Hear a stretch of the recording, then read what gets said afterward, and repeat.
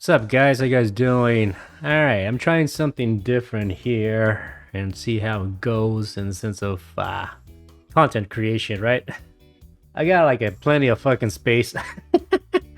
With the new PC that Paul built for me, which I'm very grateful for, I got plenty of space, right? Especially I have one 4 terabyte M.2 device that I'm using as my capture device for my OBS, right? I've been capturing gameplay, and I'm just barely under 4 terabytes of like space that's still available.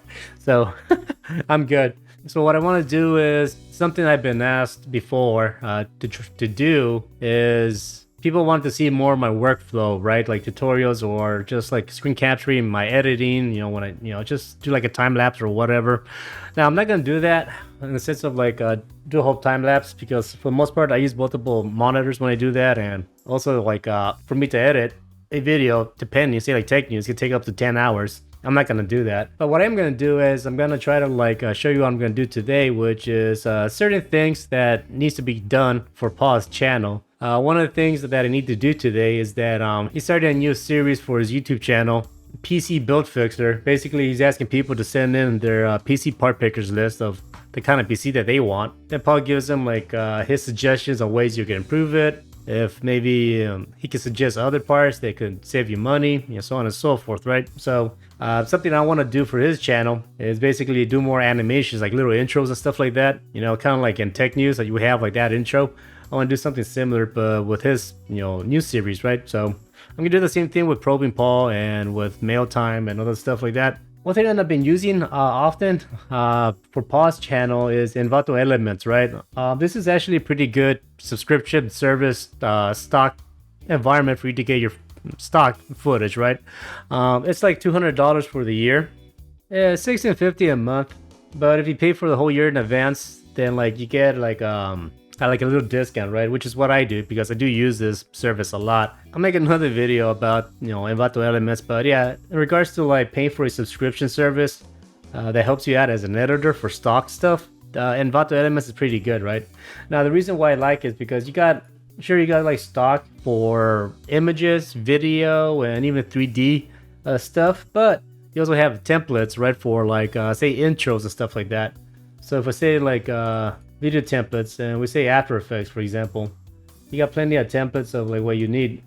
So if I click on this, these are like templates for After Effects, and then you can just replace like the images in After Effects and stuff like that, right? You got pretty cool transition packs that you can use, which I like. So if you want to take your videos to the next level and save a lot of time, Envato Elements is a good subscription to have, right? So what I'm going to do is basically I'm going to search for an intro for Paul's new series that he's building, the PC Build Fixer, and see how this video goes, right? If it works out for me, or if I feel like this is something I can keep up, then like I'll keep it going. Anyway, so let's go. So obviously I want video templates. Start with Premiere Pro, and I guess you have like a whole filter system here.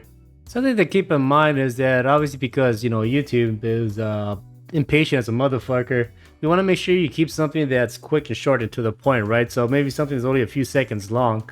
So logo stings usually can have some cool stuff, right? Because it just shows Paul's logo, and then like you just do you can modify whatever you want, right? Usually they can make it a good like intro, depending. Yeah, that's cool, but definitely not for Paul.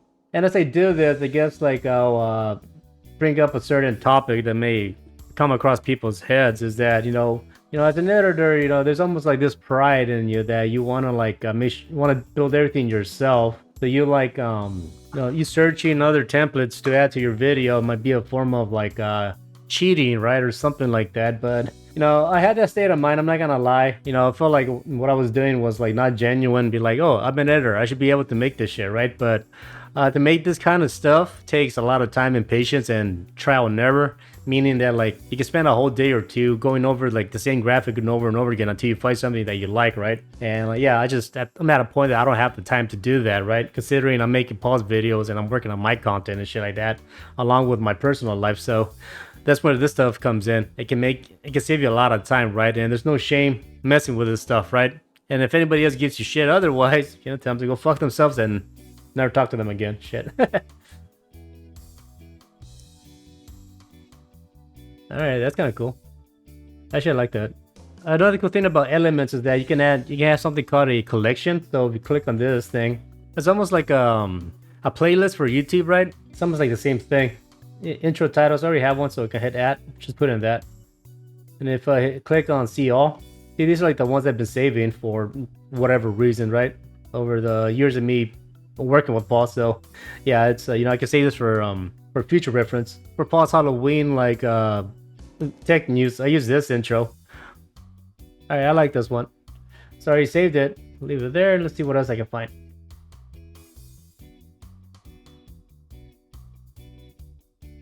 Alright, this is one of the situations where like you come across a something that gets your interest, right? So like say something like this, right? It's a glitch logo that you can add for, I don't know, say like an intro for pause shit, right? Now I like this. It looks cool, right? But even though I like it, I have to keep in mind I need to like make sure I create something or get something that fits Paul's channel, right? Like his overall theme of his channel, like the overall style, I guess, right? So you know, something like this, it looks cool enough, but it's just not something that'll fit his channel, right? So I don't know, kind of like your clothing or your car or whatever, just something about the stuff you own, it fits your personality, right? Same thing goes with like certain stock assets, right? You need to find something that fits you, right? So yeah, it's almost like you gotta think of it that way. You're at the shopping store, you're going through the racks of clothes, and you find something grabs your interest. You're like, oh, all right. You grab it, you put on the shirt, see how it fits, you like it. All right, this is me. You know, if it doesn't feel right, then you know you put it back in the rack and then you continue moving, right? So yeah, it's just something that like kind of happens when we start looking for new intros and shit like that. You know? This is something more towards what I feel could fit Paul's thing. You get an old PC, which I guess resembles something you want to update, right? Your old fucking PC. Then like Paul's logo reveals his fucking thumb screw, because Paul likes like the 8-bit retro style. And your taglines down here, the logo reveal. I could probably add a PC part picker or a build fixer. So this one, it seems like more current to what Paul is all about, right? You got an old PC that you don't like, looks like shit, you want to update it or whatever. You go to PC part picker to fucking have it fixed. Paul's logo, build fixer. You get the idea, then boom, transitions into Paul's shit. So I think I like this one. Probably gonna save it. So far I got 3. But I got the feeling this is gonna be the one. So yeah, like I said about the LMS, it's a massive time saver. Subscription wise, I like this service big time. Download this guy. Also another thing is like when you download it, you can download a license. That way, if you ever have an issue, to be able to remove any copyright claims or shit like that, or just to prove that you purchased it through something like Envato LMS, right? So it does come with that. So just a pause hardware. So say add a download. So yeah, usually they come in zip folders, that's for sure. Let's see, so extract this guy. See what happens. Oh, alright, it comes with a font. Yeah, it comes with a font they have to like install. Not bad. I like it when it does that. Help. You got a tutorial, which is good. It lets you know how it works. Yeah, for the most part, these guys always come with some kind of tutorial. Either like written instructions or like this, they give you like a video, which you do appreciate. So that's good. You got music links if you want to like download the music, which is cool, but I'm not gonna do that. And here's the motion graphics. All right, you have to install the motion graphic into Premiere Pro. All right, let's try that shit. All right, so just to give you a quick overview of what I just did. Now, obviously, I just downloaded the motion graphics. Like I said, this is basically something that can be created in After Effects. You export it as a motion graphic to be used inside of Premiere Pro without you opening After Effects, right? In Premiere Pro, there's a Windows, and you go down here to Essential Graphics, and that's what this is, right? By default, it probably won't see it. You need to tell it where the motion graphics location is at, so it can appear here on your library. So what I did is that from my downloads, I just selected this, I did a copy, and then in my project files storage device, I have a folder that's called Film Assets. I double click that, and that's pretty much where I have a lot of my assets that I use for all in my personal stuff, music, sound effects, or whatever. I created a Essentials Graphics template, then I pasted the motion graphic that we downloaded in this folder, right? Once I do that, here's a little plus sign. You select it, and then basically just select the folder that you want, right? Like, I want this guy to appear over here. You tell like the software what folder to look in to search for more motion graphics, animations, or files, and it appears here, right? So we can click and drag this guy in here, I believe. There you go. Keep existing settings. Let's see, loading graphics to let it work. This kind of needs to do his magic or whatever. There you go. Send me, I need a fucking font. I forgot about that. But so we go back to our downloads area. They should have a font thing, font text, and it lets you know where to go. So I'm like, all right, the font, copy. So I'm just gonna get this really quick. All right, just to get out of the way, because I think some of the fonts ask you to pay for it, but this one is 100% free. So just to get out of the way, not have to worry about copyright for font or whatever. So yeah, it's just to show you that. Let me install this motherfucker. So yeah, you can see how much time this is probably been over an hour since I've been like messing around with this, trying to look for something for pod to use. Yeah, install this guy. Alright, installed. I had to restart this guy just cause. There you go, so I already got the font, so it should look cool. Now it looks small simply because it's a 1080p file, which is fine. You can just right click on the guy and we can do something called fit the screen. Scale to frame size. Simple as that, no problem. I think a simple build fixers, right? Build fixture, there you go. I guess you can increase the size of it here. Yeah, yes you can. Okay, that's cool. I like that. I really don't use this feature that much, to be honest. I'm trying to get away from Premiere Pro, to be honest, but Paul keeps making me come back. I think it's just build fix. I was reading my notes. Yeah, that's another thing I guess you want to keep in mind when you do this kind of shit is that usually you want to certain titles, jingles, anything in general, you want to keep it as short as possible, just so it's more memorable. So I need to add my logo placeholder. All right. I know for a fact that I have an 8-bit logo for Paw. Let me see. I need to find it really quick. Yeah. All right. So I got 2 of them, so I'm gonna need that. We can crop that out. It's no big deal. So why the fuck is this thing so big? Jesus Christ. I guess I can put it in here just to keep it simple. Motion graphics template. Just drop in the 8-bit screw. If I double click on it, we got 2. Obviously, we just need 1. Let me see what happens if I drop it in here. I see. Can I adjust it? No, I can't. All right, there we go. That's what I was looking for. All right, 55.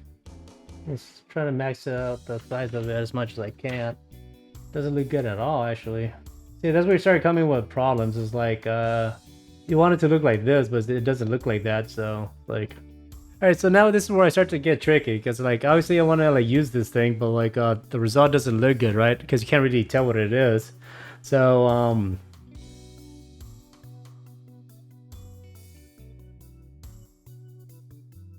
fuck. Yeah, I think the problem I'm having here is that it like, it just automatically fills what's inside of it, you know? Just creates everything in solid in the inside. Yeah, see, this is like some of the problems they deal with. So it's already been gonna be 2 hours of me messing with this thing. Fuck.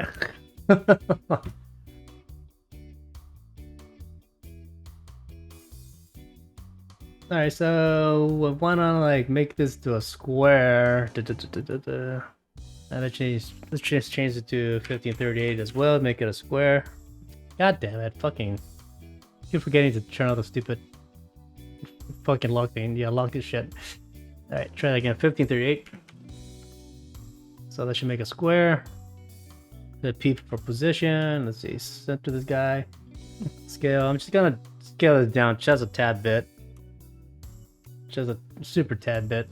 Yeah, like I said, I don't mess with Photoshop. I mean, I probably could have done it with Photoshop. I'm more familiar doing this in After Effects. So I guess what I'm trying to do is I'm trying to like create outlines, because from like the looks of it, if we go back to our demo here, when they drop like a logo, basically what they have here is like a more of a solid thing, right? There's no gradients, right? Which makes sense.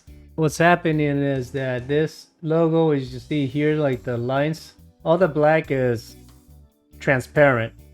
And everything here, like the silver, you can see here is like you have gradients that just become solid, right?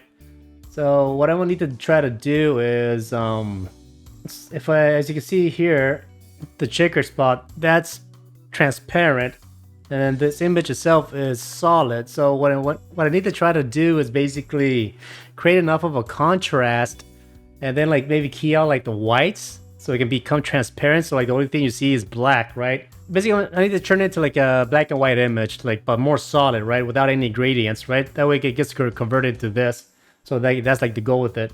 Let's see what I can do, right? So the toners ain't working. Obviously, it's already fucking black and gray. So probably the best thing I can do is increase the contrast.